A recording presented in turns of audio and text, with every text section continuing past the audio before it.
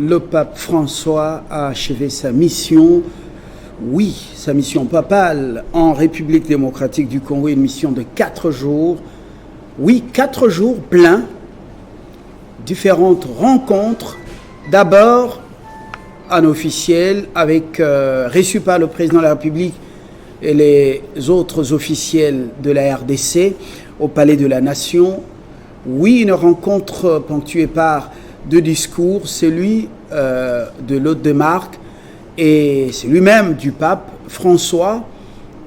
Mais nous allons nous appesantir sur ce discours. Apparemment, Kinshasa a un allié de taille, les chefs de l'Église catholique romaine, un allié de taille parce qu'il est venu apporter un appui important à la diplomatie congolaise, a lancé un message fort à ceux qui déstabilisent le Congo. Et le message est le suivant: retirez vos mains de la République démocratique du Congo. Nous allons nous appesantir sur cet appel, ce message du souverain pontife. Est-ce qu'il sera entendu par les prédateurs? C'est la grande question. Sur cette table, nous allons en parler alors que le pape venait de prendre son avion pour le Soudan du Sud. Autour de cette table, en attendant l'arrivée d'autres éminents invités, professeur Emmanuel Kabongo, philosophe, et puis Freddy Moulou. Écrivain et journaliste. Voilà. Beaucoup de gens le savent. Écrivain, journaliste, donc toutes ces casquettes comptent beaucoup dans l'analyse de ces sujets d'actualité. Freddy Moulumba Kabwayi, journaliste, politologue et écrivain. Le professeur Kambayi Boatia Jean, mentaliste, historien, sera avec nous. Il est professeur émérite. Il sera avec nous justement pour analyser ce sujet d'actualité. L'autre scientifique de l'UPC, plutôt l'UCC, semble avoir un souci pour nous joindre. Qu'à cela ne tienne, nous allons donc décoller. Professeur Kabongo, bienvenue. Dites-nous concrètement le message du pape. Nous allons d'abord le prendre avec l'aide de Carly Mabiela, la réalisation. Nous allons prendre l'extrait de l'adresse du pape au Palais de la Nation le même jour qu'il était arrivé, et nous allons revenir à vous. Merci. Chers amis, les diamants sont généralement rares. Eh bien ici, ils abondent. Si cela vaut pour les richesses matérielles cachées sous la terre, cela vaut à plus forte raison pour les richesses spirituelles enfermées dans vos cœurs.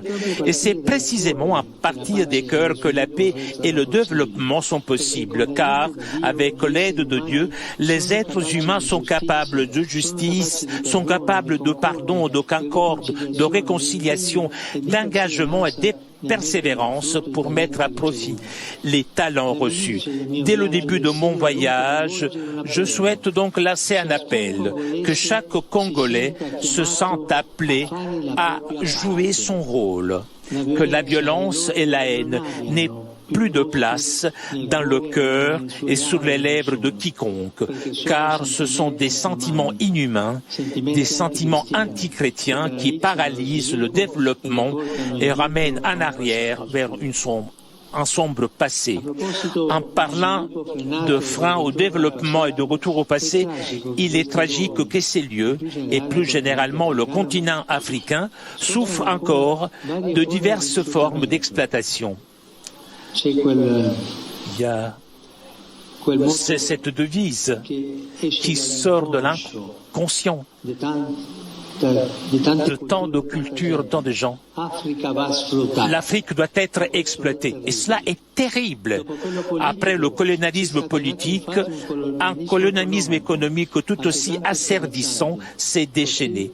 Ce pays, largement pillé, ne parvient donc pas à profiter suffisamment de ses immenses ressources. On en est arrivé au paradoxe que les fruits de sa terre le rendent étranger à ses habitants. Le poison de la cupidité a ensanglanté ses diamants.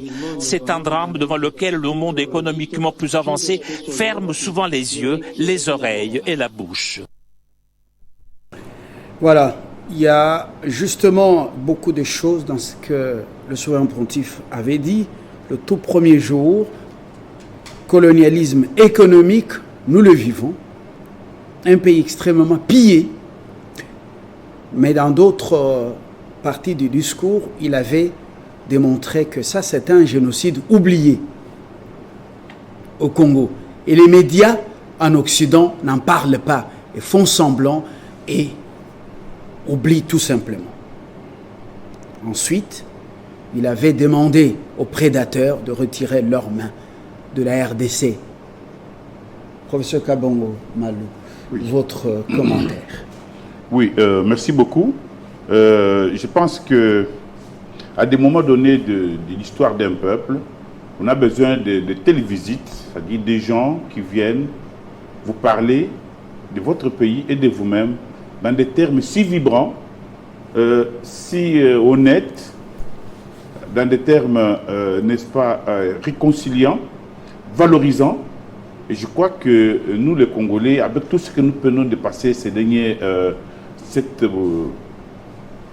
moitié du siècle, cette moitié du siècle, nous en avons besoin de quelqu'un qui vienne du dehors, qui vienne nous parler de nous-mêmes dans des termes valorisants. J'ai retenu une chose, que le pape connaît bien le Congo. Il connaît d'abord notre géographie. Il a parlé dans des termes que je n'ai jamais entendus ailleurs.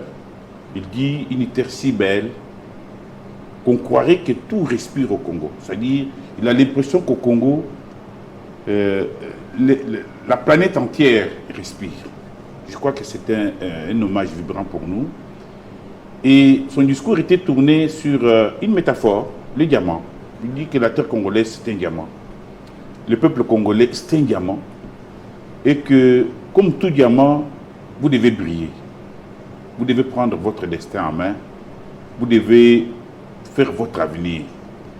Je crois que, et il a reconnu que si la géographie a été généreuse avec nous, l'histoire, elle n'a pas été généreuse avec nous. Il y a trop de conflits, il y a trop d'exploitation, au point où le peuple congolais est aujourd'hui victime de la richesse de sa terre. Il a dit un terme très fort, il a dit « les fruits de sa terre rend la terre étrangère à ses habitants ». Donc nous, les Congolais ici, nous en sommes devenus à être étrangers sur notre propre sol, à ne plus aimer notre propre pays à cause des conflits, à cause de l'exploitation éhontée que nous subissons, surtout étrangère. Et je crois que... Est-ce que vous vous attendiez à un tel discours, à de tels propos, le colonialisme économique et le colonialisme politique? Oui, je dis après, il a dit après le colonialisme politique. Oui. Un pays pillé, un génocide oublié, oui. Et il dit retirez vos mains. Est-ce que vous vous attendiez plutôt à ce discours de ce pape? Le pape, il est connu, c'est un Argentin, oui. Un Latino-américain qui n'a pas sa langue en poche. La théorie, voilà, pas de la libération, c'est la théorie de la population. La théologie du peuple. Voilà, le peuple au centre. Chacun a eu son message. Et les prélats, et les évêques, et les fidèles, et les dirigeants politiques, et les prédateurs. Kabongo Malou, est-ce que c'est un discours qui sera écouté par les prédateurs? Oui, écoutez, une chose quand même est certaine est que ce discours a été publié en entièreté dans le New York Times, le journal le plus lu au monde. Au matin de son speech, le matin, on a publié son discours en entier dans le New York Times. Donc, je pense qu'il y a quelque chose que nous devons considérer comme une sorte d'écoute.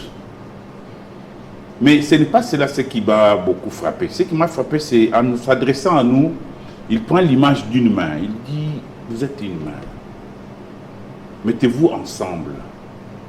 Travaillez ensemble et vous allez réussir. Je crois que c'est ce qui nous manque dans ces pays et que, excusez-moi de faire une digression, je pense que le président Tshisekedi aussi avait besoin d'un tel discours. C'est-à-dire quelqu'un qui vient quand même le conforter dans ce qu'il fait comme diplomatie du peuple, comme diplomatie pour sauver ces pays.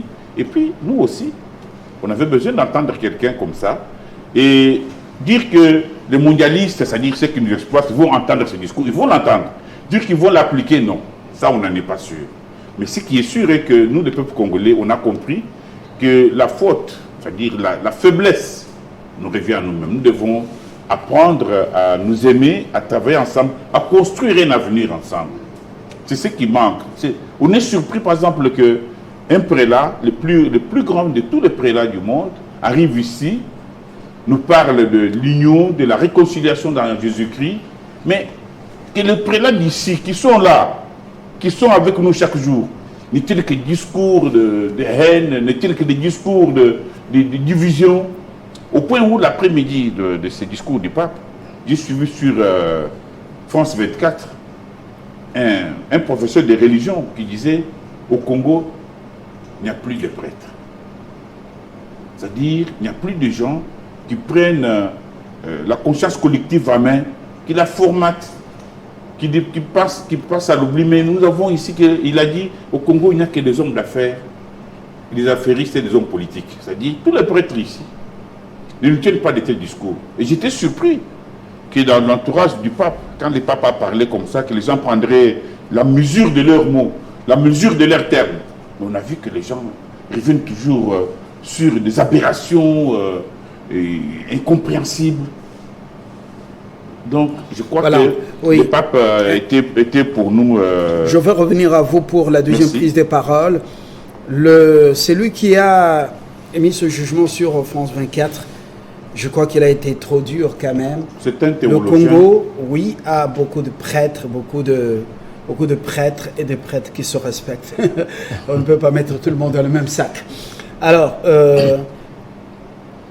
Monsieur Mulumba Kabouaï, dites-nous, est-ce que vous attendiez aussi à un tel discours de ce pape argentin, oui, bien que connu d'où il vient, oui, un latino-américain, un homme franc, qui a eu à donner le message à tout un chacun.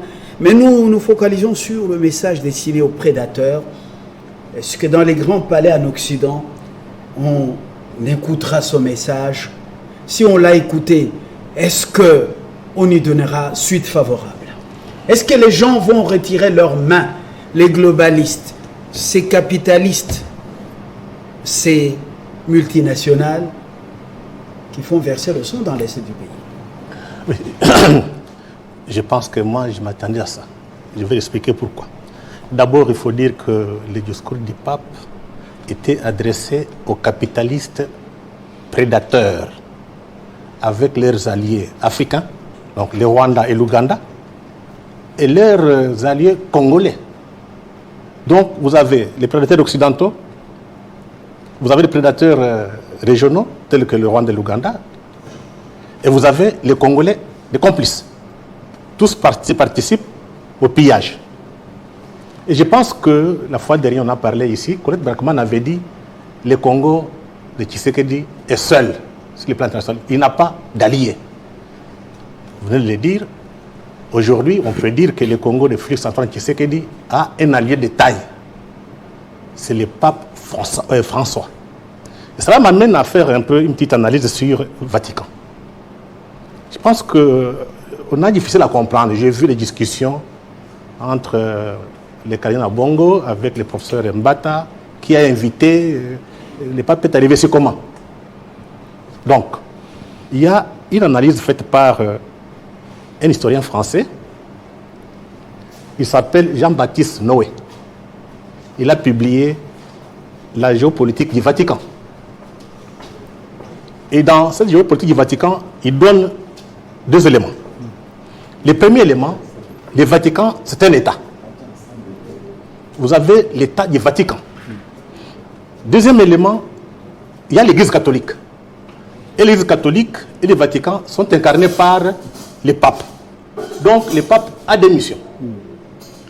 Sur le plan, comme État, le Vatican a une diplomatie. La diplomatie vaticane est axée sur 3 thèmes. Le premier thème, c'est la défense de la paix. Deuxième thème, protection des catholiques persécutés. Troisième thème, défense des libertés humaines, notamment la liberté religieuse et la liberté politique. Ça, c'est pour comprendre le discours que le pape a fait devant et les Congolais et les politiciens congolais. Maintenant, en dehors de cette casquette, le chef de l'État du Vatican, le Vatican c'est un État, il porte maintenant la casquette des chefs de l'Église catholique. Voilà comment est-ce qu'il a parlé aux évêques, avec un discours très clair, sans ambiguïté. Et au niveau de l'Église catholique, il y a 2 sujets essentiels. La liberté, notamment la liberté religieuse. Deuxième élément, c'est le respect de la dignité de la personne humaine. Les discours du pape envers nos évêques, c'était beaucoup plus moralisant. Mais quand il a parlé beaucoup plus en tant que chef d'État, il a expliqué qu'il faut qu'il y ait la démocratie, l'état des droits, il faut que les libertés soient respectées. Il est même parvenu à dire que les évêques ne doivent pas faire de la politique et s'occuper des finances. Ce n'est pas le travail des évêques, ce n'est pas le travail de l'Église. L'Église ne fait pas la politique. Donc on peut toutefois critiquer ce qui est normal en tant que citoyen, mais pas prendre des positions politiques contre un gouvernement. Ça, c'est le travail des laïcs qui peuvent être en politique, tout comme ils peuvent être en société civile. Mais la confusion est chez nous où vous avez d'un côté des évêques qui jouent un peu, qui font la politique, et quelquefois ça entre en contradiction avec la vision du Vatican. Je me rappelle en 2018, il y avait une confusion à Kinshasa entre l'Église, le pouvoir du président Kabila. Le pape avait fait un angélus. Donc l'angélus, sa manière de s'exprimer au monde quand il fait la messe. Donc c'est une façon, je peux dire un peu diplomatique de s'exprimer. Il a fait l'angélus pour dire qu'il ne faut pas qu'on mette la politique dans les églises. Ce n'est pas pendant cette période-là. Or, notre église était entrée en politique. Partout où il passait, il s'opposait au pouvoir. Donc, l'église catholique, le pape François n'était pas d'accord avec ça. Donc, nous avons une chance exceptionnelle. Il faut saisir cette chance. Parce que le pape a parlé au monde entier. Vous savez, Biden est catholique. Kerry est catholique. Ce n'est pas par hasard. Il vient de parler d'un journal américain, New York Times, aussi Washington Post. Ils ont reproduit des pages entières sur le Congo. Ça a porté. Donc, c'est un grand coup diplomatique du président Félix Antoine Tshisekedi. Parce que je vois ici les gens qui discutent ne comprennent pas. Ce qui se joue ici, c'est l'avenir de notre peuple, l'avenir de notre État. Nous allons passer. On va laisser ce pays dans quelles conditions? Quelqu'un qui vient de l'extérieur, il vous donne des leçons, il vous donne des leçons sur votre propre pays. Ça prouve que aujourd'hui au Congo, il n'y a pas d'élite, qu'elle soit religieuse, tout comme intellectuelle et politique. Donc c'est le débat qu'aujourd'hui on doit trouver dans les universités, des philosophes, des théologiens, des historiens. Qu'est-ce qui nous arrive? Pourquoi on a une classe politique si médiocre qui ne comprend pas que le monde a basculé? On ne fait pas la politique pour manger, on fait la politique pour laisser un nom dans l'histoire. Et pour laisser ce nom dans l'histoire, il faut être du bon côté de l'histoire, être du bon côté du peuple. Voilà les messages de Saint-Père. Voilà. Jean Kambayi Boacha avec nous autour de ces tables. On l'a annoncé il y a quelques minutes. Il était dans les vestiaires. Jean Kambayi a des fonctions, mais qui ne cadrent pas avec ce débat républicain. Bonjour, le mentaliste. Bonjour. Vous êtes historien des mentalités, professeur de renom dans ce pays qui n'écrit pas sous un historien qui n'écrit pas sous la dictée ni de Bruxelles, ni de Londres, encore moins de Washington. C'est pas mon genre. C'est un homme révolté à sa manière et plusieurs fois écrivain, je dirais même une trentaine de livres, ou cinquantaine. Comme vous voulez. Ancien ministre de l'enseignement supérieur universitaire, recherche scientifique, voilà. Kambayi Boacha, ouais, bon, j'ai parlé des fonctions, on ne peut pas évoquer ici. Il est recteur de notre alma mater ici pour les médias en République démocratique du Congo. Jean Kambayi Boacha, bon, ce pape a distribué la carte à tout un chacun. Je voudrais qu'on commence par les prédateurs, les pilleurs, les commanditaires du complot, la balkanisation. Ce message peut-il arriver dans leurs oreilles et est-ce qu'ils peuvent bouger les lignes? Est-ce que c'est le début d'une nouvelle ère au Congo? Je commence par dire bonjour aux amis qui sont mes collègues de tout le temps quant au débat de ce genre de choses. Et puis le peuple congolais nous connaît. Mon collègue en face, on le connaît. Mon collègue à côté de moi, moi certainement, bon, tout le monde sait que je parle très peu. Bon.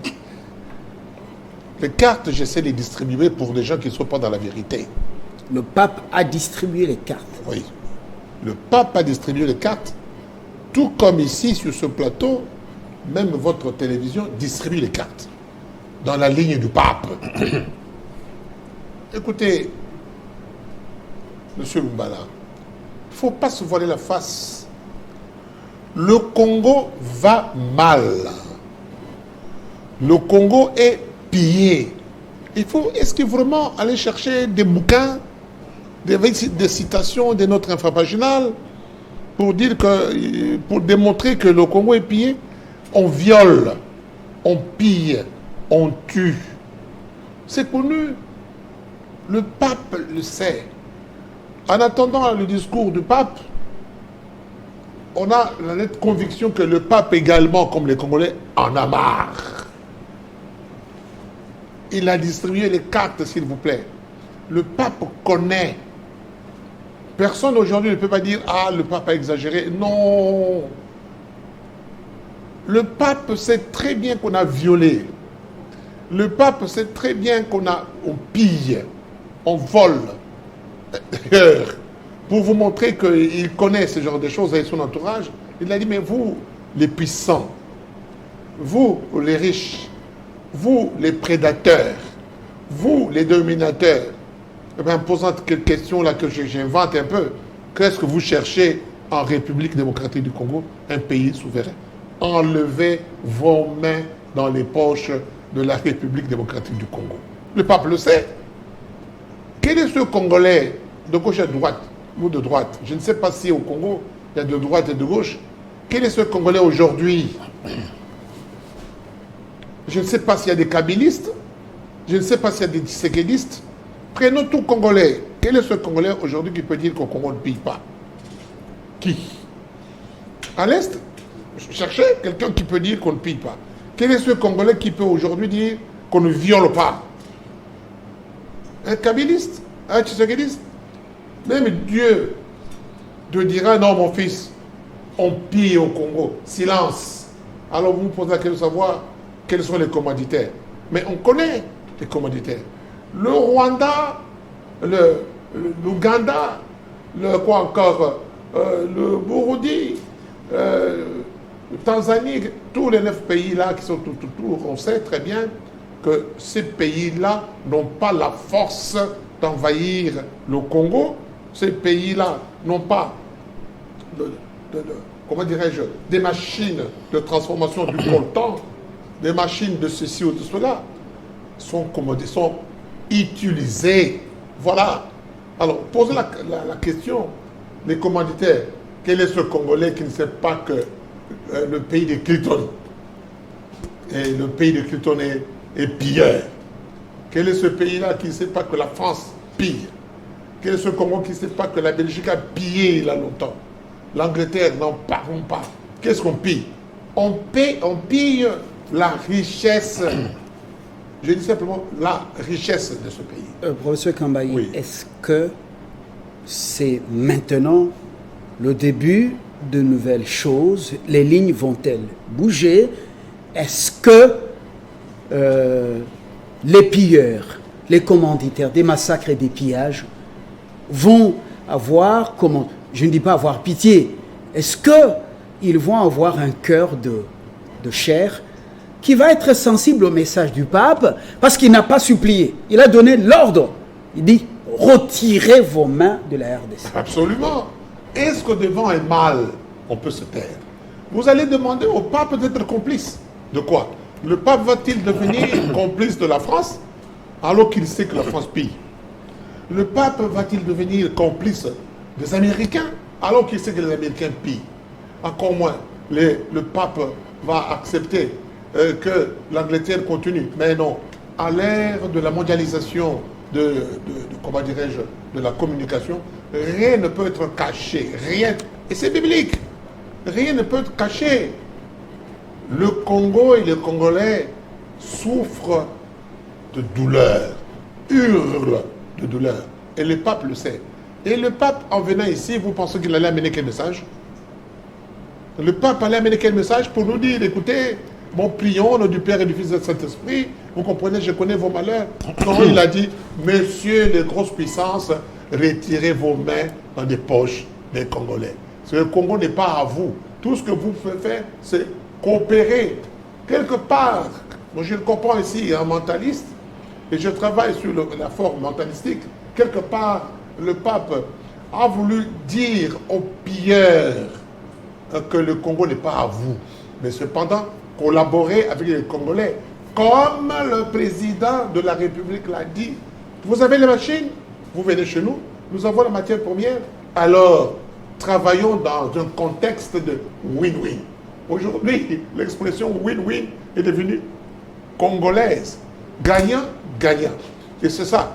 Et le pape a parfaitement raison, et que ça soit dit par lui. Voilà une montagne qui se déplace. Vous avez déjà vu une montagne se déplacer, mais il est là, lui, il s'est déplacé. Et il a dit, il est venu, il s'est déplacé.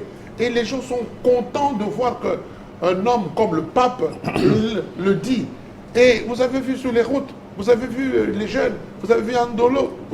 Le pape a été accueilli. Comme lui, c'est un homme qui sourit tout le temps, et les Congolais ont souri avec lui, peu importe ce que les autres peuvent dire. Et le pape en venant ici, bien sûr,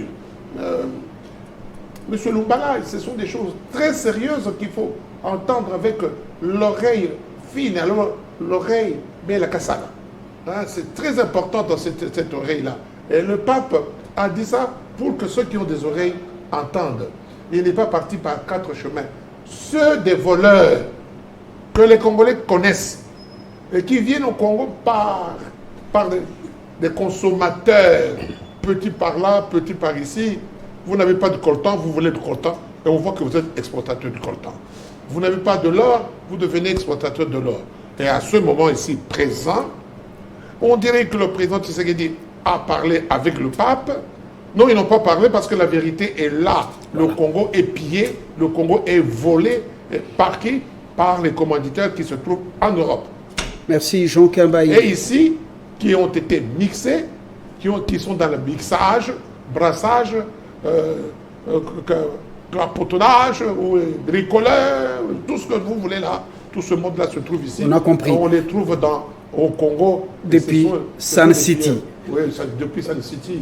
Et ce sont des gens qui ont... Je reviens à vous, professeur Kambayi. Vous m'énervez. Voilà.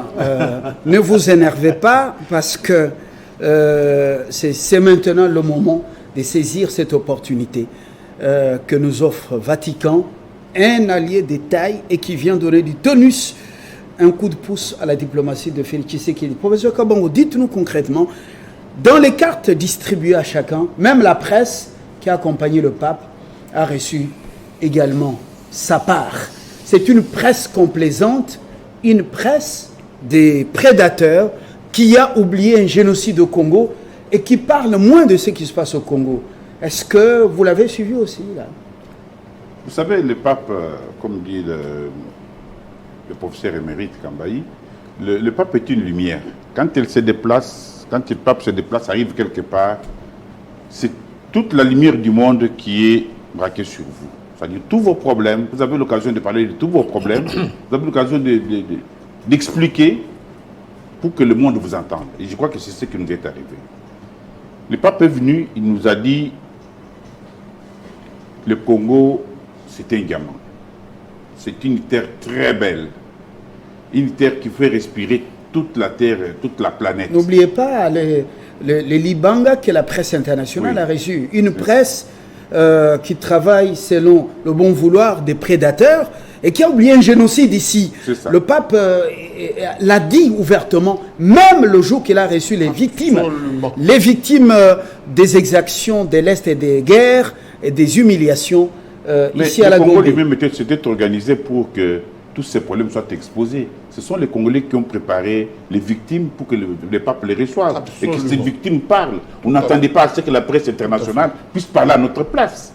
Donc, le Congo était préparé. C'est quand même la presse. Hein? Oui, écoutez, c'est vrai, mais ce sont les gouvernants congolais qui ont amené des enfants de Goma, de Bukavu, d'Ituri, ici. Ce n'est pas la presse qui a amené ces enfants-là. Donc, nous étions préparés. Nous savions que la présence des papes chez nous nous donnera l'occasion d'expliquer, de montrer à tout le monde que si au Congo les gens meurent de faim, ce n'est pas parce que la gouvernance elle-même est très mauvaise. Le pape l'a dit, on pille tellement le Congo que le Congo est devenu incapable de prendre en charge ses propres enfants. Il a dit. Parce que les gens ont l'impression que les pillages dont on parle ici, c'est voler un peu d'eau, de macaroni, non. Ce qu'on vole, c'est non seulement des terres entières, mais toute la richesse. Imaginez-vous que pendant ces 20 dernières années, Kagame est devenu le premier exportateur, le premier producteur-exportateur de coltan.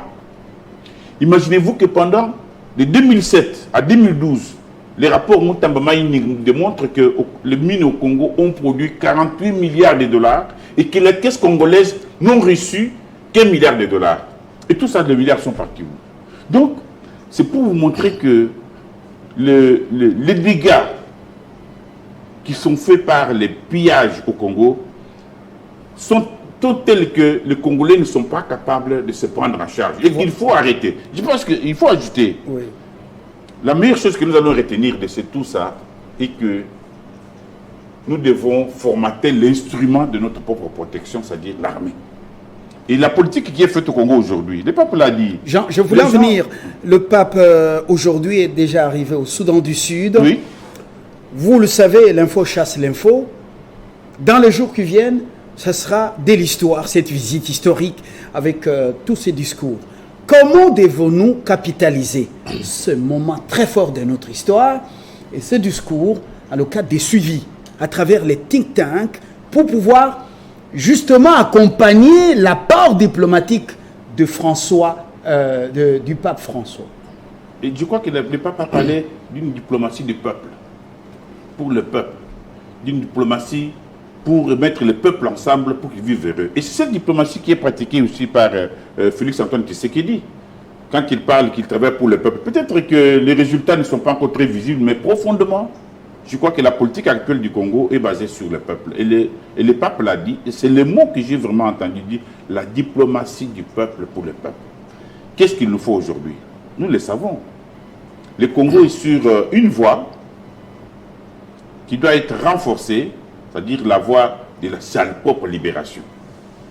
Pour libérer un pays comme le Congo, il faut d'abord avoir de l'argent. Et je crois que la politique congolaise qui est faite aujourd'hui par le gouvernement, d'arriver à un budget de 16 milliards de dollars, alors que nous étions là-bas en train de végéter depuis longtemps en dessous de 3-4 milliards de dollars, c'est une politique importante qui doit être respectée. Ce qu'il faut maintenant, c'est ce que le pape a dit, travailler comme les doigts d'une main. C'est curieux que dans un pays qui est en guerre, le président de la République représente ce qu'on appelle la plus haute autorité sur laquelle nous mettons tous nos espoirs, toute notre conscience de lutte et toutes d'autres possibilités de gagner cette lutte-là. Et que le président de la République, qui est protégé par la Constitution, la Constitution refuse à ce que le président de la République fasse des discours et qu'on en discute. C'est même aussi dans la situation actuelle. On refuse que les gens, sous prétexte de faire la critique sur la gouvernance, fassent des critiques ad hominem. C'est-à-dire, c'est l'homme qui est injurié, maltraité, j'estime qu'il est tout à fait une aberration qu'après 4 ans de pouvoir, qu'on puisse encore voir des gens au niveau du clergé catholique, des gens qui disent que non, ils n'avaient pas gagné les élections, c'est à cause de ça qu'il y a tous ces problèmes. Mais qui peut aujourd'hui nous dire qui avait gagné les élections? Tout le monde le sait. L'État l'a dit, les institutions de la République l'ont rappelé, c'est qui a gagné les élections. Nous allons avoir des élections dans quelques mois. Faites votre campagne. Vous ne pouvez pas revenir. Parce que quand vous dites ça, je crois que les mentalistes est à côté, je parle sous son autorité, le président de la République représente la volonté commune la plus élevée. Et cette volonté commune ne peut se faire que dans une communauté de pensée et de destin. Il y a un destin à construire ensemble. Donc si vous voyez tous ces ennemis qui viennent ici, ils agissent comme les Kagame.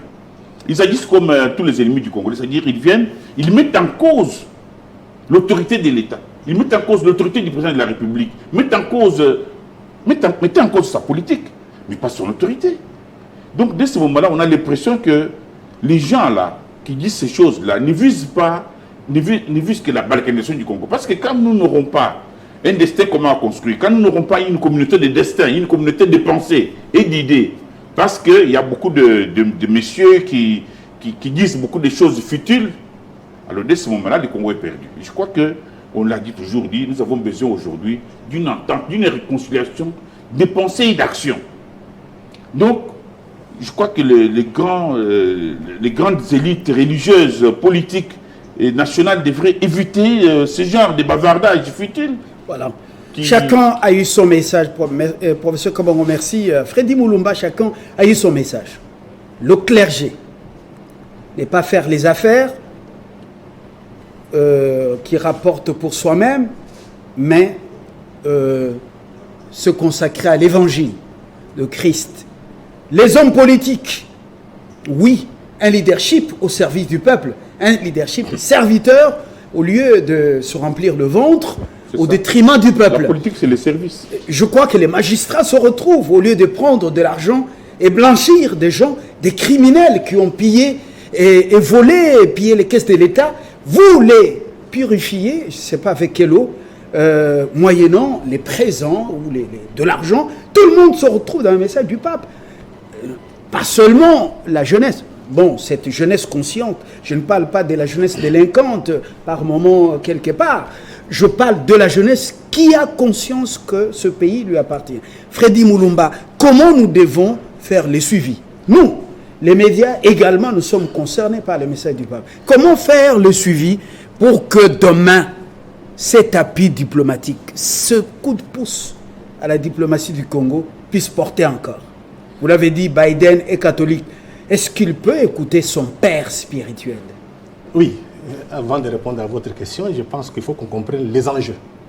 Je viens de vous dire ici que le Vatican, c'est un État, avant d'être une représentation de l'Église catholique. Donc je prends cette dimension d'État. Quels sont les enjeux actuellement? Pourquoi le pape est venu ici?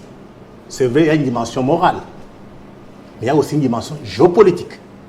En tant qu'État, je pense que le Vatican pense, si aujourd'hui le Congo implose, l'Église catholique va imploser. Comme nous sommes les plus grands pays catholiques, le Vatican n'a pas intérêt à ce que le Congo disparaisse. Ça, c'est le premier point. Voilà pourquoi le pape a été très clair, vous devez défendre votre intégrité territoriale. Donc le pape nous encourage. Oui. Oui, dans vous avez dit clairement. Les performances de notre armée à pouvoir reconquérir les parties du pays. C'est logique, voilà. c'est le bon Donc sens. l'armée est légitime. C'est le bon Exact. sens, simplement. Deuxième élément, c'est la menace islamiste. Vous voyez les images qui passent à l'Est. L'islamiste, comment est-ce qu'il tue à Beni Butembo? Donc l'Église catholique est menacée. Si vous partez à Butembo aujourd'hui, c'est plein de mosquées. Même à Kinshasa, faites le tour. Quand vous quittez la ville, vous partez vers l'aéroport, vous verrez des mosquées. Et il y a 10 ans, ces mosquées n'existaient pas. Mais pourquoi maintenant les mosquées sont présentes?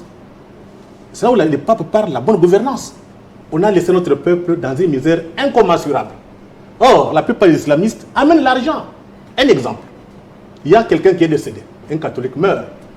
Pour avoir un cercueil, c'est un problème pour l'enterrer. Mais quand vous devenez musulman, quand vous mourrez, la mosquée s'occupe de vous, la communauté musulmane s'occupe de vous. Il n'y a pas match, les gens vont changer, ils vont se convertir à l'islam. Donc pour les papes, il faut une bonne gestion de la chose publique pour permettre à ce que les gens aient la bonne vie, qu'ils ne soient pas tentés par de corruption. Mais aussi, il faut qu'il y ait l'éducation. Là, vous avez des élites ou bien la population ignorante, l'islam progresse. Le troisième élément que je voudrais aussi avancer, que comme le Vatican, c'est un État, le monde est en train de basculer. Nous tendons vers un monde multipolaire. Le Vatican joue sa carte. Le Congo, en tant qu'État puissant, catholique en Afrique, peut peser des mains si le Congo reste uni. Donc, dans ce monde multipolaire, le Vatican, qui est un grand État, petit mais très grand parce qu'il est presque partout dans le monde, va jouer la carte pour qu'il trouve sa place dans ce monde multipolaire. Donc ça, c'est la dimension géopolitique qui peut expliquer pourquoi le pape est arrivé ici. Maintenant, il est une question. Est-ce que nos dirigeants, nos évêques, nos philosophes, nos professeurs sont-ils conscients? C'est là où il faut travailler aujourd'hui, à partir d'aujourd'hui. Qu'est-ce qu'il faut faire? Et puis, il faut aller plus loin. Le pape a parlé de génocide oublié. Et quand vous faites un peu la comparaison, Adam Child, l'Holocauste oublié. Donc, ce que nous vivons aujourd'hui, ce n'est pas la première fois.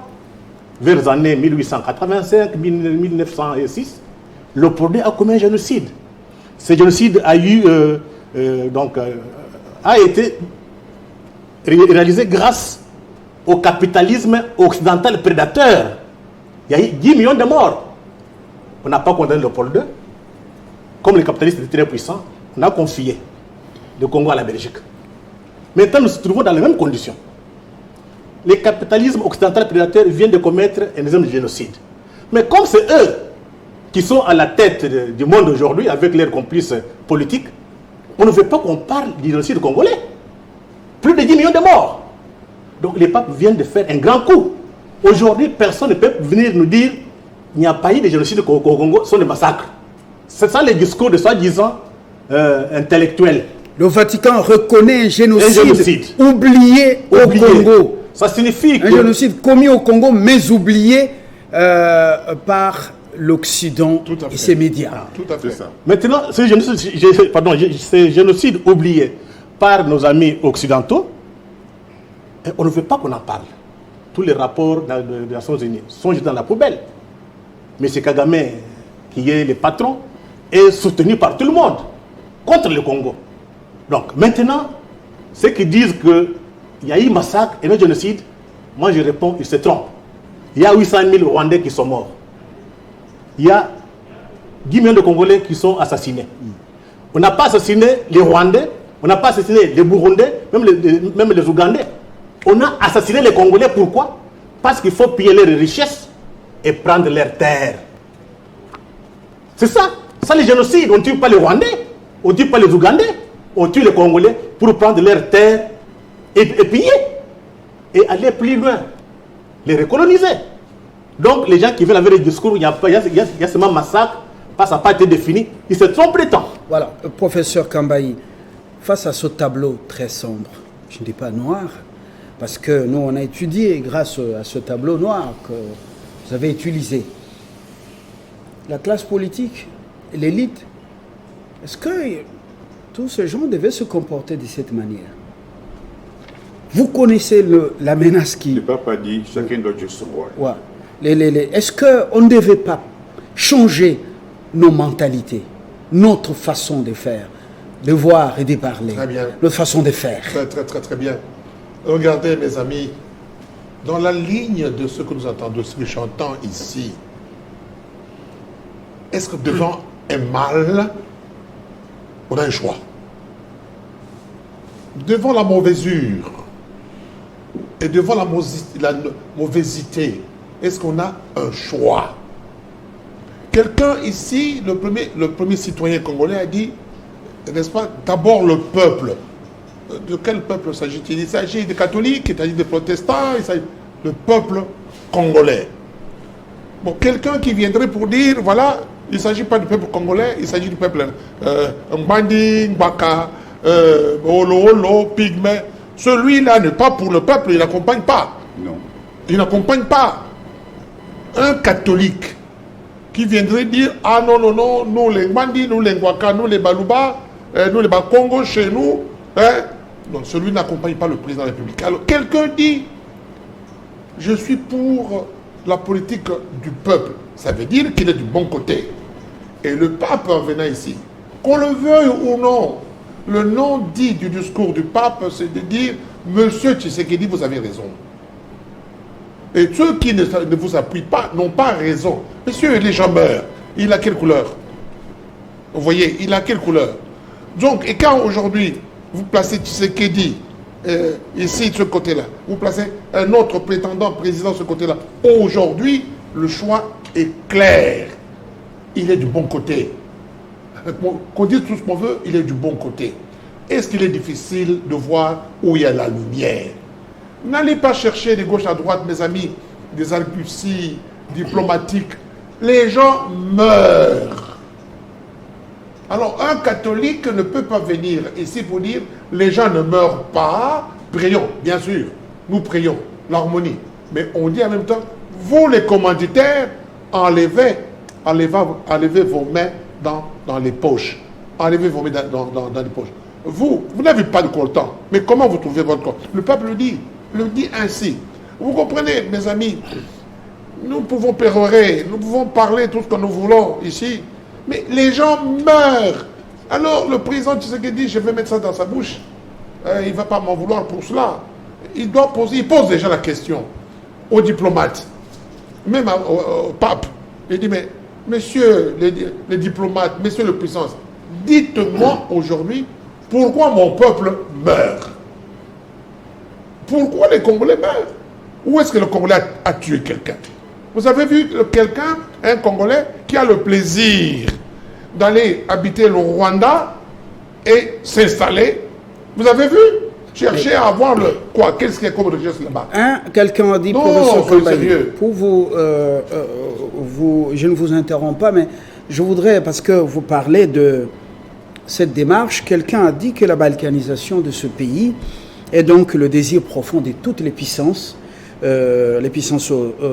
occidentales et tous les voisins directs de ce pays. Vous avez fait allusion aux 9 pays. Vous dites qu'il n'y a pas beaucoup de sincérité dans tous les chefs de tous ses voisins. Alors on dit toutes les manœuvres d'imposer au peuple congolais des grandes souffrances, guerres massivement destructives, massacres massifs, des innocents qui meurent, des destructions des infrastructures, disparition des cultures, des communautés autochtones qui sont évincées, des terres entières récupérées au profit des populations rwandaises et ougandaises. On dit que ça, c'est juste pour amener le peuple à l'usure, à se fatiguer et dire, bon, Bakata. Monsieur Lumbala, ceci n'est pas un secret. On a entendu ici, mes amis, des présidents de puissance. Un président a eu le courage de dire, monsieur les Congolais, vous êtes trop gros. Vous êtes trop gros.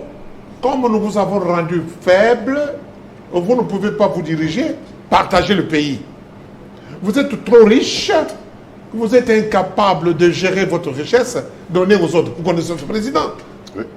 Sarkozy a dit, c'est le même langage à l'époque de l'esclavage, le même langage à l'époque de la primitivité du peuple congolais. Voici, ils ne sont pas chrétiens, donc ils sont incapables de. Voici, ils n'ont pas fait des études, voici, ils sont capables. Donc, on profite de cela, tout en créant la pauvreté, tout en créant la caducité, ils disent qu'ils sont incapables. Mais les Congolais le savent aujourd'hui. Quand aujourd'hui, mon ami Mulumba, n'est-ce pas, dans ses écrits, on lit tout, dans ses conférences, etc., nous étions tous, quand il parle de l'élite. Mais quelque part, on a raison de dire qu'il n'y a pas d'élite, parce que l'élite, ce n'est pas celui qui a fait les études universitaires. L'élite, ce n'est pas le je sais pas moi, quadracora ou quoi. Non, non. L'élite, c'est celui que l'opinion publique a choisi comme meilleur. Donc nous avons les mamans maraîchères. Parmi les mamans maraîchères, il y a des élites. Dans l'armée, il y a des élites. Chez les professeurs, il y a des élites, etc. Donc aujourd'hui, le pape a parlé, vous direz élite, mais il a parlé à ce que l'opinion publique africaine ou congolaise surtout a choisi comme meilleur. Il y a l'élite de l'Église catholique. Et tout prêtre, tout évêque qui ne se mettrait pas du côté du bien, du côté de l'évangile, car, ma foi, l'évangile signifie écoute la route. Vous êtes dans votre langue, vous le direz très bien, dans votre langue, vous dites écoute la route, l'évangile. C'est-à-dire, ouvre le gilet, écoute la route. Tous ces prêtres, tous ces avocats, tous ces professeurs, tous ces journalistes qui n'écoutent pas la route, Jésus dit, je suis la route. Vous ne voulez pas écouter. Vous êtes un mauvais, vous créez la mauvaiseté. Et j'ai toujours dit à mes étudiants, à ceux qui veulent bien entendre, si vous voulez avoir beaucoup d'argent, créez le désordre. Dans les écoles où nous sommes, dans les universités où nous sommes, dans l'école primaire où nous sommes, si moi, recteur, je vais avoir beaucoup d'argent, je ne publie pas les listes. Je laisse les cases vides, je ne respecte pas les dates, je crée le désordre pour qu'en dessous, j'ai $2, $3, $4, etc. Vous voyez? Donc pour faire le bien, c'est pas mal. Vous voyez? Donc un président qui se trouve à côté du peuple et qui le dit, qui vous pose la question, mais monsieur Sarkozy, monsieur celui-là, dis-moi, pourquoi mon peuple meurt? Mais il dit ça avec larmes parce qu'il est adulte. Mais cette question-là, le pape se le pose. Le pape se la pose parce que pourquoi le peuple meurt? Pourquoi le peuple meurt? Professeur, c'est très interpellateur, Monsieur Kabongo, concrètement, après ce fameux, comment on appelle ça? La fameuse feuille de route de Luanda, oui. Le fameux processus de Nairobi, apparemment c'est un échec. Vous avez suivi, Kinshasa a pris la décision de chasser les militaires qui sont là, des militaires rwandais qui sont là dans le cadre de cette force régionale. Ils écrivent à la RDC pour demander des explications. J'ai compris que c'est quand même, c'est pas poli. C'est rigolo ça. Voilà. Bon, et on dit qu'une réunion est prévue à Bujumbura. Alors, quand on multiplie souvent des réunions comme ça, professeur Kabongo, il y a souvent Mombanguba. C'est pour créer le désordre. Souvenez-vous d'Arusha en Tanzanie. Après avoir signé, vous savez ce qui est arrivé. Mais quelle est votre analyse personnelle? Un avion a sauté. Ouais, quelle est votre analyse personnelle? Un avion a sauté. Je rappelle les mots du pape lui-même. Il a dit dans son discours, il dit, votre pays est un diamant de la création. Courage, frères et sœurs congolais, relève-toi, reprends dans tes mains ce que tu es, ta dignité, et bats-toi pour ton pays. Et revis selon l'hymne national de ton pays. Je crois que ce sont des mots puissants. Tout ce qui est fait aujourd'hui dans notre pays, et je crois que nous soutenons Félix Tshisekedi parce qu'il a dit, nous ne céderons pas un centimètre de notre pays. Vous savez, tous les pays qui ont cédé des centimètres, qui ont cédé des espaces de leur pays, ont disparu. Pourquoi? Atrocement. Oui. Pourquoi? Parce que le pays que vous voyez ici, il est en nous. Le Congo ici, il est en nous. C'est-à-dire, nous l'avons dans notre cœur, nous l'avons dans notre chair, dans notre tête. C'est comme dans ta propre parcelle. Tu as vécu là-bas pendant 50 ans. Et puis après quelques années, tu es pauvre, tu dis non, je vais couper la moitié de ma parcelle pour vendre. Généralement, les gens là ne vivent pas longtemps. Donc la terre ici nous appartient. C'est tout ce que Dieu nous a donné. Et aujourd'hui, nous avons un président de la République qui a compris que la seule chose à faire, c'est de reconstruire l'armée. Chaque jour ici, on est en train, n'est-ce pas, de recruter des jeunes gens. Chaque jour ici, les jeunes gens congolais, des Koulouna sont allés dans la police, dans l'armée. Chaque jour ici, le président lui-même visite des camps, visite des centres d'entraînement, des centres de formation. Il met les moyens qu'il faut. C'est ça la politique que nous devons faire. Quand l'ennemi est là, On ne cherche pas des discours. Et nous appuyons même sa politique. Mais on des multiplie refus. des initiatives quand même. Beaucoup de réunions là, et le président est obligé d'y aller. Le président refuse. Est-ce que... Il a refusé d'aller À Doha. à Doha. Pendant que le peuple meurt par milliers et on fait des réunions. Non, Non. le pape vous a dit. Nous C'est allons- ces affaires-là, vous êtes du diamant. Nous refusons. Très bien. Nous refusons tout ça. Et nous soutenons la politique qui est faite aujourd'hui dans ces pays, à savoir nous construire une grande force au niveau de l'armée, au niveau de la sécurité, au niveau de la police, pour que aucun pays, pour avoir une force dissuasive, c'est-à-dire pour qu'aucun pays des neuf qui nous entourent ici ne puisse pas nous importuner. Très bien. Je pense que c'est la seule politique qui vaille la peine et que nous, les élites congolaises, toutes les élites congolaises, que ce soit des élites religieuses, que ce soit des élites politiques, c'est ça, c'est comme ça que se fonde une nation. La nation se fonde sur une volonté commune. Cette volonté commune aujourd'hui, c'est nous ne céderons pas un centimètre, nous allons faire une armée et nous allons respecter la loi. Parce que la loi, c'est l'État. Très bien. Freddy Moulumba, des initiatives qui échouent, initiées par l'Union africaine, les Nations Unies incapables de vaincre les M23, qui est une armée moderne, formée quelque part dans la forêt. Dites-nous concrètement, est-ce qu'on est obligé, d'abord avec la correspondance de la communauté est-africaine, adressée au Congo pour demander des explications, et avec une réunion dont on parle ces derniers temps, il y a quelques heures, on parle de cette réunion de Bujumbura. Est-ce qu'il faut absolument que Kinshasa participe à toutes ces réunions? On sait que Kagame est en perte de vitesse, il est en train d'atteindre un stade psychologique qu'on ne parvient plus à expliquer. Vous le voyez dans les interviews sur d'autres médias. C'est quelqu'un qui est prêt pour tout. Mais si il parvient à réussir quelque chose, ça sera l'embrasement des Grands Lacs. Quel est votre, qu'est-ce que vous proposez? Moi, je pense qu'il faut tirer les leçons de l'histoire. On vient de parler d'Arusha. Quand Habyarimana, le président rwandais avec le président burundais sont partis à Arusha, en retournant au pays, on a tiré sur leur avion. Et selon les informations, Mobutu aussi, s'il était parti, il serait mort. Ce qui est vrai, il disait Mbanda. Oui. Il nous a dit ça. Donc, il faut comprendre la pensée de Kagame avec ces globalistes. Ils sont au bout. Je pense qu'il faut qu'on prenne toutes les dispositions pour protéger le président. Oui. Il faut prendre toutes les dispositions pour qu'un jour qu'on ne puisse pas regretter. Mais le 31 janvier 2023, devant les ambassadeurs, il était très clair. Absolument. On nous prend pour des naïfs. Mais que tout le monde sache, hier, aujourd'hui et demain, aucun Congolais n'acceptera de céder même un morceau de terre. Merci Freddy Donc c'est Moulumba. ça le message que tout le Congolais doit saisir et construire son propre destin. Merci Freddy Moulumba. Professeur Kambaye, on termine avec vous, votre conclusion. C'est simple. Nous devons, mes amis, mettre dans la tête de chaque Congolais que le mot nation signifie là où je suis né, quelque part. Les latinistes me le diront, même avant les latinistes, chez nous, chez moi, chez moi. Là où je suis né, ou quelque part, je serai enterré d'une manière ou d'une autre. C'est là où je me réalise.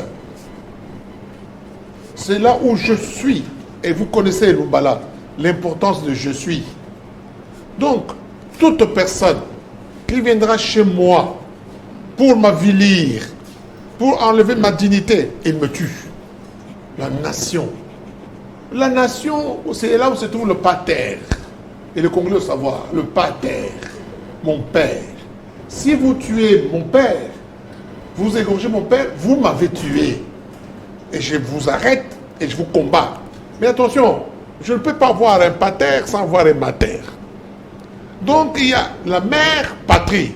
Toute personne, Lumbala, mes amis, toute personne, tout Congolais, un groupe qui viendrait pour saboter mon père, ma mère, vendre, il me tue, moi. Le peuple congolais aujourd'hui doit d'abord être fier, comme on l'a dit ici, fier d'être congolais, et puis empêcher qu'il y ait des personnes qui viennent m'avilir pour enlever ma dignité, pour que je ne vive pas. Tout le monde là, on ouvre. Vous avez vu, je termine. Quelqu'un a dit avant, il dit, les blancs seront ceci, c'est Kimbangu. Il a revendiqué la liberté. Qu'est-ce qu'on a fait de lui? On ouvre.